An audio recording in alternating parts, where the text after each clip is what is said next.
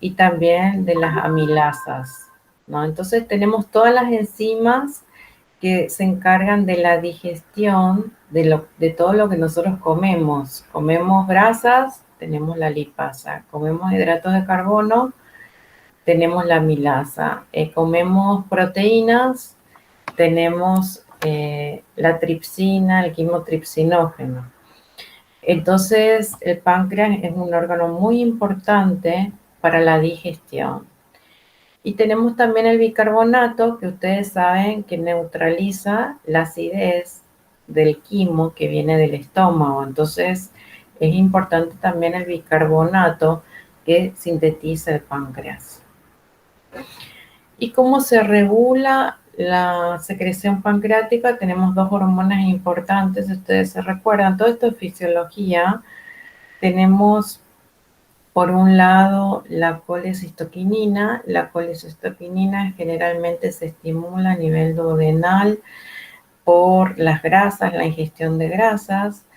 Entonces, al aumentar la ingestión de grasas, se estimulan las células y eso aumenta la liberación de colecistoquinina, que a nivel pancreático estimula las células acinares, ¿no? Y eso estimula la secreción de enzimas. Eso es lo que tenemos que recordar. Por otro lado, la secretina, ¿no? Que a nivel duodenal estimula las células S. La secretina es una hormona que a nivel del páncreas estimula los conductidos y por lo tanto estimula la síntesis y secreción del bicarbonato. Entonces tenemos que la colecistoquinina estimula la síntesis y secreción de enzimas a nivel de las células acinares y por otro lado la secretina estimula la secreción de bicarbonato, aumentando así el volumen pancreático y disminuyendo así, aumentando también el pH del líquido pancreático. Eso es fisiología. También hay una regulación neuronal a través del nervio vago que estimula débilmente la secreción pancreática. ¿Cuáles son las funciones de la secreción pancreática? Dijimos que la principal función es la de la digestión, ¿no? Por lo tanto, tenemos enzimas proteolíticas, enzimas como la amilasa, ¿no? que se encarga de la digestión de los hidratos de carbono, la lipasa, que se encarga de la digestión de los ácidos grasos, la fosfolipasa, que se encarga de los fosfolípidos, la hidrolasa del colesterol, que se encarga del colesterol, o sea que su principal función es la digestión. Y también la alcalinidad, porque como dijimos, la secretina aumenta la síntesis de bicarbonato y eso ayuda a neutralizar el quimoácido que proviene del estómago. Bien. Y estas enzimas generalmente se encuentran en forma inactiva a nivel del páncreas. ¿Por qué? Porque si están activas van a digerir todo nuestro páncreas en un minuto, ¿no? Entonces hay un inhibidor de la tripsina que hace que estas enzimas se encuentren inactivas y que se activen durante la digestión. Y como ya dijimos, hay un activador en el borde del cepillo o chapa estriada que hace que el tripsinógeno se active a tripsina y hay un círculo vicioso que la tripsina hace también que se active el tripsinógeno y así sucesivamente. Como ustedes saben, ahí está nuestro páncreas, ¿no? La pancreatitis aguda, como su nombre lo dice, es una inflamación aguda del páncreas, donde hay un proceso inflamatorio, a veces hay una destrucción del páncreas y de tejidos peripancreáticos en una glándula que estaba previamente sana. Generalmente ha aumentado con los años esta patología. Nosotras esta patología generalmente vemos en la urgencia. Las personas que hacen urgencia, generalmente es una patología que se ve bastante frecuente, ¿no? Y lo más importante es que sepamos que la etiología biliar es la principal responsable en el 70% de los casos registrados. La mayoría de las pancreatitis son leves en un 80%, aunque un 20% pueden ser graves. Vamos a ir comentando eso. Y la mortalidad puede ser del 3 al 6% y se asocia sobre todo a las pancreatitis graves, ¿no? O sea, en la pancreatitis leve el paciente se recupera, pero en la pancreatitis grave sí puede llegar a ser, digamos, mortal esta patología. Dentro de la presentación clínica, como ya dijimos, el 80% es leve y un 20% puede cursar de forma grave, y hay distintas causas. Lo más frecuente es que sea de origen biliar, como ustedes pueden ver, 70%. También se relaciona con el alcohol, también se relaciona con drogas, infecciones, traumatismos metabólicos, neoplasias vasculares y una pequeña causa que no se sabe la causa, entonces decimos que es idiopático. Cuando descartamos todas las causas y no sabemos, podemos decir que es idiopático. En el McFIG explica muy bien todas las etiologías, acá para que ustedes puedan ver un poquito mejor las etiologías mecánicas, los cálculos biliares, puede ser también un postoperatorio de una cirugía biliar o gástrica, un traumatismo, un procedimiento que se llama colangiografía retrógrada, también causas metabólicas como el alcohol, las hipertrigliceridemias, las hipercalcemias, porque hay precipitación de calcio a nivel de los conductidos pancreáticos y eso produce un proceso inflamatorio. También vasculares o infecciosas. Bueno, y tenemos distintas hipótesis de por qué se activan estas proenzimas a nivel del conducto pancreático.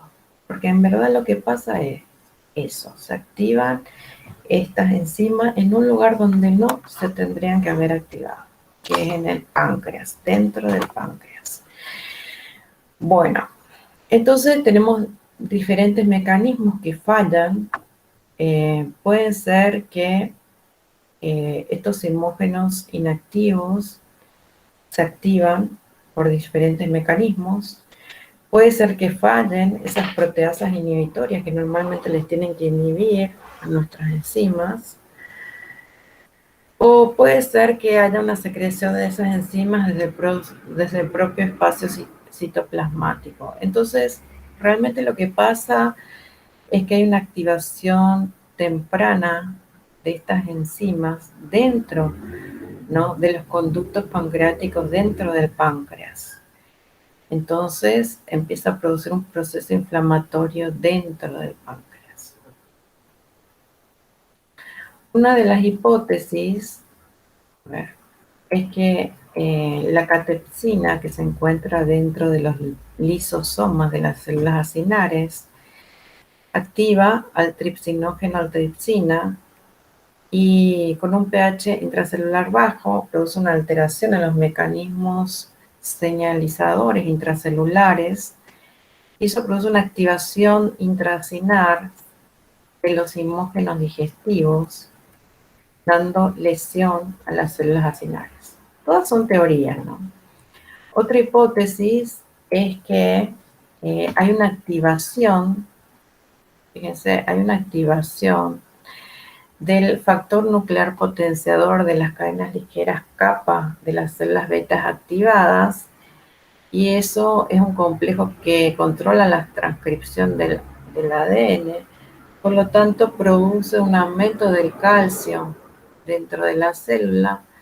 Eso aumentaría la calcineurina y produce un efecto patológico dentro de nuestra célula acinar, y eso desencadenaría la activación de la tripsina. Son todas teorías, aunque no se sabe específicamente la causa de por qué se activa.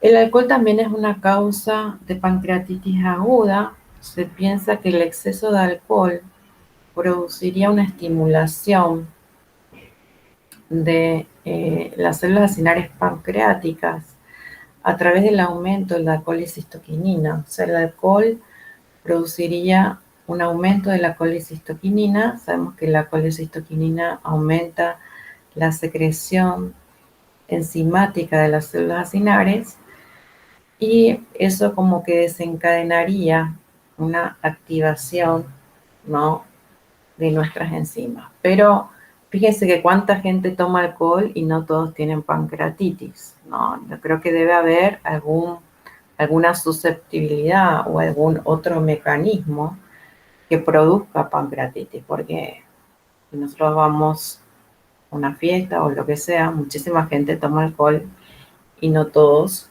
tienen pancreatitis, menos las personas jóvenes. Entonces, pienso, yo, ese es un criterio mío, que deberá haber otros factores que se suman para que el paciente tenga una pancreatitis.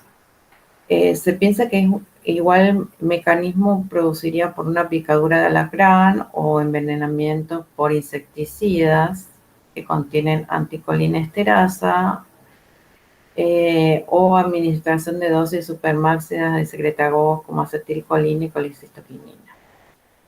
Bueno, entonces, todo lo que nosotros estuvimos viendo, lo que sí sabemos es que inducen a través de esos diferentes mecanismos fisiopatológicos una activación inapropiada de enzimas pancreáticas, y esa inactivación inapropiada en un lugar inadecuado puede producir una destrucción proteolítica del páncreas, una necrosis de los vasos con hemorragia, una necrosis de la grasa, porque acuérdense que hay lipasa, ¿no? Entonces va a digerir la grasa, va a producir apoptosis de la grasa también, y una reacción inflamatoria.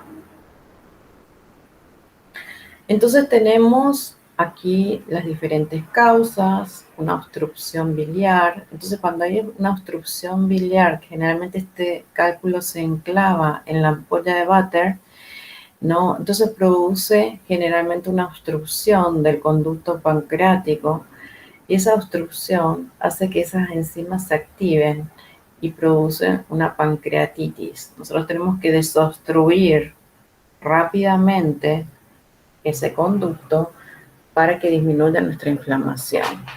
También tenemos las causas alcohólicas, infecciosas, el aumento de los triglicéridos. Saben que cuando aumentan los triglicéridos más de 500, lo normal de triglicéridos que una persona tiene es hasta 150. Cuando aumenta más de 500 hay una posibilidad de pancreatitis, y cuando aumentan más de 1000 la posibilidad se incrementa al doble. Por lo tanto, un paciente que tiene 1000 de triglicéridos, tendríamos que bajar rápidamente esos triglicéridos. Esos ácidos grasos activan mucho la lipasa pancreática y puede ocasionar una pancreatitis. Entonces, también un traumatismo, una contusión a nivel abdominal podría generar también una pancreatitis. Entonces, tenemos todos estos factores que pueden causar, digamos, una pancreatitis y un daño en las células acinares. Por lo tanto, se va a activar nuestra tripsina. Eso va a activar a la calicreína-cinina, va a producir edema e inflamación de nuestro páncreas, va a activar a la quimotripsina, también va a producir edema y daño vascular, va a activar a la elastasa, va a producir daño vascular y hemorragia, a la fosfolipasa, puede producir necrosis por coagulación y también necrosis grasa. Por otro lado, se van a detectar macrófagos, células presentadoras de antígenos, porque hay un proceso inflamatorio, y se va a liberar mediadores inflamatorios y van a venir los polimorfos nucleares.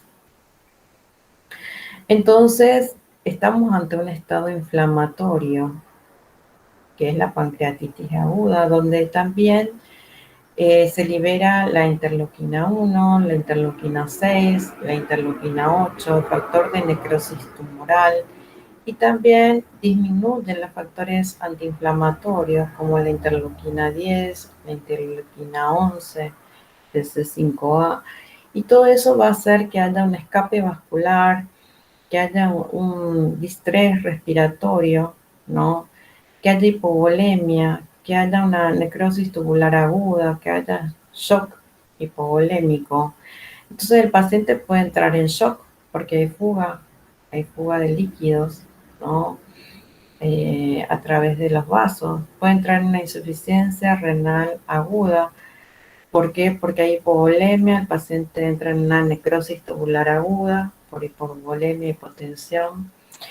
Puede entrar en un SIRS, síndrome de respuesta inflamatoria sistémica. Puede entrar en un distrés respiratorio del adulto. Esto está relacionado mucho con una sustancia P. Y también puede tener úlceras de estrés, porque este es un proceso, digamos, hay un estrés que está teniendo el paciente, que es la pancreatitis. Y puede tener también una coagulación intravascular diseminada. Todo esto puede ser en el peor escenario, ¿no? En la pancreatitis grave. Entonces, como ya dijimos, tenemos dentro de la fisiopatología, por distintos mecanismos, hay una activación de nuestras enzimas dentro del páncreas que genera un proceso inflamatorio y que ese proceso inflamatorio puede llegar a una respuesta multiorgánica con un SIRS y hasta una sepsis y hasta un CID y hasta una muerte, ¿no? Entonces, podemos tener desde un cuadro leve hasta un cuadro grave, hasta la muerte de nuestro paciente.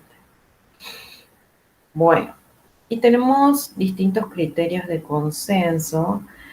Primero tenemos un cuadro clínico de un paciente con un dolor generalmente muy agudo y generalmente dicen que el dolor es 10 a 10. Es un dolor intenso, no es un dolorcito así que me duele la panza, no, me duele muchísimo.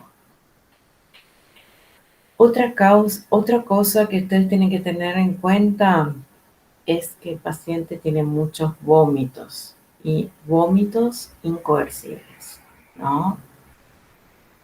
¿Por qué? Porque el cuerpo se defiende y fíjense que también uno de los tratamientos de los pacientes con pancreatitis aguda es dejarle al paciente en ayunas, ¿no? O sea, nada por boca, no puede tomar ni agua por boca cuando la pancreatitis es grave. Se le coloca una sonda a veces que tiene que pasar el duodeno y irse hasta el yeyuno o se le deja sin comer hasta que se le desinflame el páncreas, que puede ser 5 días. Y si hay que alimentarla, a veces hay que hacerle nutrición parenteral, o sea, por las venas. Entonces, el cuerpo es tan sabio que si el paciente tiene alimentos en el estómago, empieza a vomitar todo. ¿Por qué? Porque el páncreas, ¿qué dijimos? Se encarga de la digestión y está totalmente inflamado. Y si hay alimentos, va a tener que trabajar y trabajar en estas condiciones va a generar más inflamación. Entonces, generalmente el paciente se presenta con un dolor a nivel del epigastrio, un dolor agudo y náuseas y vómitos, a veces vómitos incoercibles. En mi guardia había un paciente que solo vomitaba, le dolía también mucho, pero el vómito era impresionante. Nosotros le hacemos un laboratorio que vamos a encontrar que la amilasa está elevada y la lipasa también está elevada. La amilasa puede aumentar por distintas causas, es más sensible a la pancreatitis la lipasa. Si nosotros queremos, digamos, ahorrar en un análisis, no tenemos dinero, a veces nos pasa eso, y tenemos que decidir entre qué análisis le vamos a hacer ante nuestra sospecha, entre amilasa y lipasa. Yo elegiría la lipasa porque es más específica, ¿no? La amilasa puede aumentar en cualquier proceso gastrointestinal, en cambio la lipasa es más específica de la pancreatitis. Y si tenemos dinero, le hacemos los dos.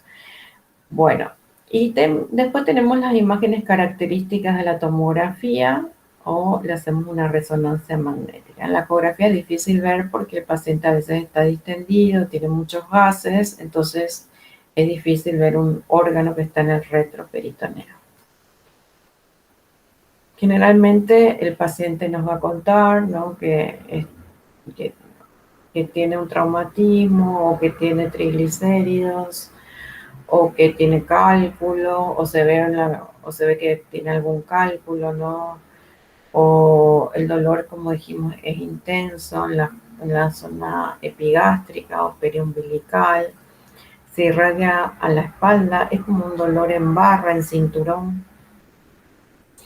Y los vómitos son frecuentes y repetitivos, como les dije, es incoercible, es impredictible, vomita muchísimo hasta que no tiene nada en el estómago.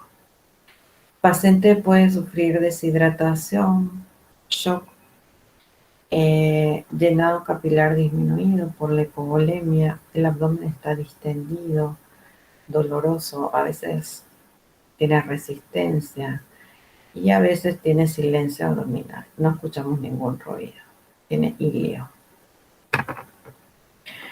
Acá tenemos cuando el paciente tiene una hemorragia, o sea, una pancreatitis, hay pancreatitis edematosa y hemorrágica. Bueno, cuando el paciente ya tiene una pancreatitis hemorrágica, vamos a ver estos signos de Cullen y Grey-Turner, que son signos de hemorragia, ¿no? De hemorragia retroperitoneal.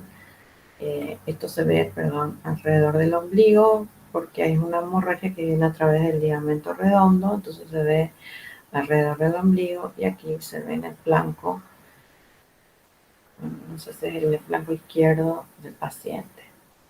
También, si el paciente tiene ictericia, podemos ver que puede sugerir, digamos, el diagnóstico de la causa de la pancreatitis, como en este caso podría tener una obstrucción biliar, pero generalmente el paciente no viene con ictericia, sino que con los días se va poniendo ictérico, ¿no? Sino que el paciente lo que más consulta es por el cuadro agudo de dolor y puede ser un poquito de ictericia, pero no así como se ve acá, ¿no? Dolor y vómitos. La amilasa, como dijimos, se eleva muchísimo, es un marcador temprano, pero también se eleva, por ejemplo, si nosotros tenemos un dolor de garganta, se eleva, si tenemos un, un- un proceso abdominal, se eleva, entonces no es tan... eh, en muchas patologías se eleva. Y la lipasa también se eleva, es sensible y específica. El calcio puede disminuir. Cuando disminuye el calcio, eso es un síntoma de gravedad. Y también la elevación de la glicemia es un síntoma de gravedad porque nos habla de que hay una destrucción importante del páncreas. Saben que el páncreas tiene una secreción exocrina y endocrina. La endocrina está dada por las células beta. Entonces, si se eleva la glicemia, quiere decir que se están afectando las células beta, parte del proceso inflamatorio, entonces nos habla un signo de destrucción importante. Las complicaciones pueden ser tempranas, antes de las 4 semanas, donde el paciente puede tener shock hipovolémico, como estábamos viendo, ¿no? ¿Por qué? Porque hay una exudación de plasma, hay hemorragias, también liberación de citoquinas, disminución de la presión arterial, hipoperfusión, puede llegar al CIRS, a la insuficiencia renal aguda, todo lo que estuvimos viendo. También puede llegar al CID, activa la cascada de la coagulación, por lo tanto puede llegar al CID, y también puede tener trombosis de la vena esplénica y de la porta. Hay veces que cuando el paciente tiene una pancreatitis necrótica hemorrágica, se le abre el abdomen y se le deja abierto, obvio que el paciente está en terapia intensiva intubado, y se le hace lavados mañana, tarde y noche para quitar todas estas citoquinas inflamatorias. Se le lava con suero fisiológico a la mañana, la tarde y en la noche para eliminar todas estas citoquinas. También hay complicaciones pulmonares, ¿no? que puede haber desde la hipoxia hasta la insuficiencia respiratoria aguda por un aumento de la permeabilidad alveolo-capilar. El pulmón también, los alveolos se llenan de líquido, ¿no? Puede haber también una destrucción del surfactante, por lo tanto ayuda al colapso alveolar, y también una reacción inflamatoria del intersticio. También puede haber derrame pulmonar, ¿no? Eh, por un efecto directo del páncreas inflamado hacia la pleura o por el líquido exudativo. Y también hay otras complicaciones y las formas de presentación son edematosa o pancreatitis necrosante. Fíjense ahí en la anatomía patológica cómo podemos ver la forma edematosa y cómo podemos ver la pancreatitis aguda necrosante. Generalmente la edematosa es la que evoluciona bien, donde el paciente se recupera y es la que se presenta en el 80% de los casos. Y la pancreatitis necrosante, la evolución va a depender de la necrosis, de la extensión de la necrosis, del área, ¿no? Y de las complicaciones post-necrosis, ¿no? Porque lo que se necrosa se infecta, ¿no? Se puede hacer un quiste post-pancreatitis, se puede después quedar, ese quiste después a veces hay que drenar, después a veces se infecta, hay que operar, y de acuerdo a la cantidad de necrosis vamos a tener nuestro daño pancreático. Y a veces la necrosis es muy importante y lleva al paciente a las complicaciones que son mortales. Después tenemos las complicaciones tardías, como dijimos, pseudoquistes pancreáticos, donde contienen sangre, plasma, pus, porque todo lo que se necrosa se infecta y todo lo que se retiene se infecta. Podemos tener necrosis aislada, podemos tener ascitis, podemos tener fístulas, ¿no? Que son producidas por roturas del conducto pancreático. La fístula es lo peor que puede pasar, porque sale puede ser internas o externas. Si salen por afuera, fíjense que las fístulas contienen todas las enzimas pancreáticas, contienen todo el jugo pancreático, contienen también el jugo intestinal, quema toda la piel, ¿no? Perdes todas tus enzimas que digieren tu intestino, por lo tanto el paciente se desnutre. Por lo tanto, las fístulas generalmente son de soporte quirúrgico. Hay que cerrar estas fístulas, pero a veces vos cerras una fístula y se abre en otro lugar. Y así es muy difícil a veces contener estas fístulas. El paciente se deshidrata porque pierde líquido, pierde enzimas, pierde también, por estas fístulas son muy ácidas, quema la piel. Entonces, generalmente necesitan una nutrición parenteral por la vena, ¿no? Porque si vos le das una nutrición por la boca, la fístula aumenta su contenido y empeora. Entonces son muy difícil tratamiento, es para operar, son quirúrgicas y generalmente, como les digo, a veces se soluciona una fístula, aparece otra. Y bueno, son complicadas. Como dijimos, la mayoría de las pancreatitis se recuperan sin secuelas, aunque hay un 20% que pueden ser graves y pueden tener secuelas y pueden llevar de ese 20% pueden llevar a la muerte. Y tenemos también, de acuerdo cuando ingresa el paciente, nosotros tenemos la clínica, el laboratorio y la tomografía o la resonancia magnética. Y tenemos unos criterios que nos van a decir si el paciente va a ser una pancreatitis, digamos, leve o grave. Esos son los criterios de Ranson y Apache, que eso ustedes van a ver en clínica médica o en patología médica, les nombro nomás. que eso nos va a decir si nuestro paciente se va a complicar o no. Y también tenemos unos criterios tomográficos que nos dice si nuestro paciente va a tener una pancreatitis, digamos, grave o leve. Bueno, y para terminar, a ver, Miers, volvió Miers. Miers está. Presente, profe. Hola. Hola, Miers, ¿qué tal? ¿Puedes leer el caso? Sí. Paciente de 40 años, obesidad de grado 1, refieren náuseas, vómitos con dolor en el epigastrio, hipocondrio derecho, náuseas y vómitos en el laboratorio, aumento de amilasa y a la lipasa. ¿Usted sospecha que el paciente tiene una pancreatitis? ¿Cuál sería la causa más probable?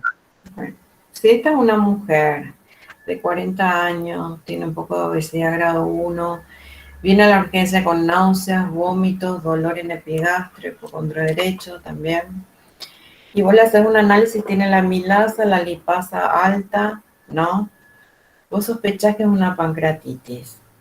¿Cuál te parecería la causa más probable en este paciente? La hiperlipidemia, profe. ¿Por qué? ¿Cuál es la causa más frecuente? ¿Cuál es la causa más frecuente de pancreatitis? Bien, a ver, voy a retroceder para que vos mires y fijes el conocimiento. Por obstrucción puede ser. ¿De qué? Pues debido a una litiasis. ¿Qué hace qué? eh, Litiasis biliar. Muy bien. Entonces, recuerden que si es mujer, 40 años, obesa, la causa más frecuente probablemente sea litiasis biliar. Aparte le duele también el hipocondrio derecho, ¿no? Muy bien. Ay, ¿se ve ahí? Bien. Bueno, Sí. ¿cuál es? Entonces, vos decís que es una litiasis biliar. Perfecto, estoy coincido contigo. Em, ¿Cuál es la fisiopatología? ¿Por qué tiene pancreatitis? Miers. Por una activación de las enzimas que se encuentran en el páncreas. O sea, se va a obstruir lo que sería ¿cómo es? El, A la persona. el Sí, conducto pancreático. O sea, sí. eh, y eso va a hacer que haya un reflujo o un aumento em, del jugo enzimático, lo que va a hacer que el tripsinógeno que está, em, vamos a decirle de forma inactivada, o sea, Inactivo, muy bien. Se active, ¿no? exactamente, va a activar las otras enzimas, tipo, porque El están tripsinígeno, relacionadas en la a qué se enzima. activa? ¿Cómo se llama la enzima? ¿A qué se activa? Tripsinógeno, Tripsinígeno A. la tripsina. Muy bien. Y recuerden que la tripsina también activa a las otras enzimas, ¿no? Muy bien. Entonces, hay una activación, como dijiste, dentro del páncreas del trisinógeno a tripsina. ¿Te parece que generalmente cómo es la evolución de las pancreatitis? ¿Leve o grave? Normalmente tiene a resolverse en un 80%. En el otro 20% puede tener complicaciones. Muy bien, está bien. O sea que en un 80% son leves y un 20% no pueden ser graves. ¿En qué consiste la gravedad? ¿Cuándo se dice que es grave? Por ejemplo, te digo, de este paciente está, porque yo te digo que está grave. ¿Qué vos me dirías? Eh, Puede ser em, por los signos tipo ¿Cómo va a estar la presión de tu paciente? Va a estar aumentada, Aumentada. pero disminuye. Y sí, ¿no? Si tiene Sí. náuseas, vómitos. Acordate que todas estas enzimas, digamos, destruyen tu endotelio, ¿no? Digieren todo. Entonces, hay aumento de líquido en el tercer espacio, ¿no? Muy bien. Entonces, la presión está disminuida. ¿Qué va a pasar si disminuye la presión? ¿Qué va a pasar con tu riñón, por ejemplo? Va a estar hipoperfundido. ¿Y qué le puede pasar si está hipoperfundido? Muerte. O sea, insuficiencia renal. Por, ¿cómo se llama esa patología? Insuficiencia renal aguda. Sí, por. ¿Qué se lesiona? El homérulo, el túbulo. Ah, el glomérulo. Ah, seguro.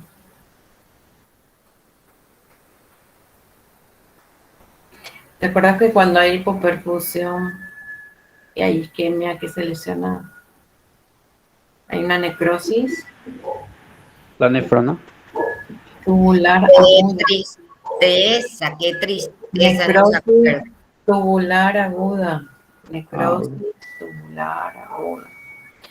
También puede haber, hay aumento de las citoquinas inflamatorias. ¿Te acuerdas que te dije que en los pacientes graves se abre el abdomen y se lava, se abre el retroperitoneo? Entiendan lo que se hace, es algo, si ustedes ven esto, no sé, realmente es algo bestial.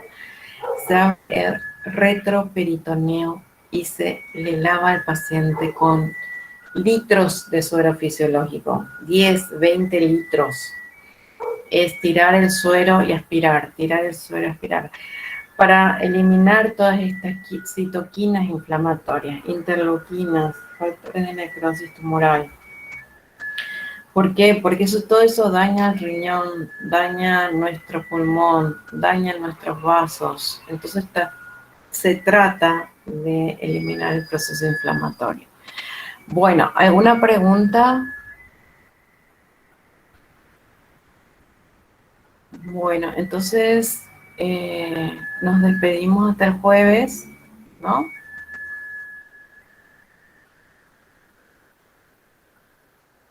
Si no hay más preguntas. No, ya a esta altura no hay más preguntas. Dale, chao, chao. Chao, gente.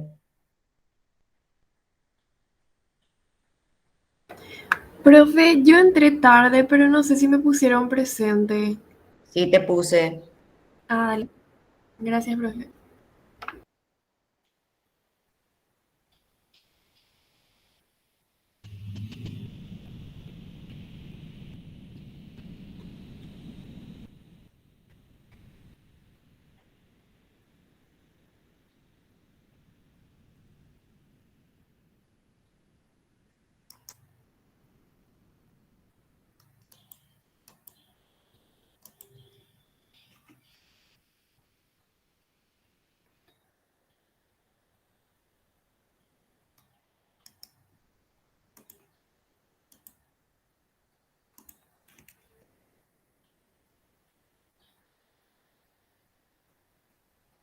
Villagra Coronel, salí. ¿Qué estás haciendo? Te quedaste dormida.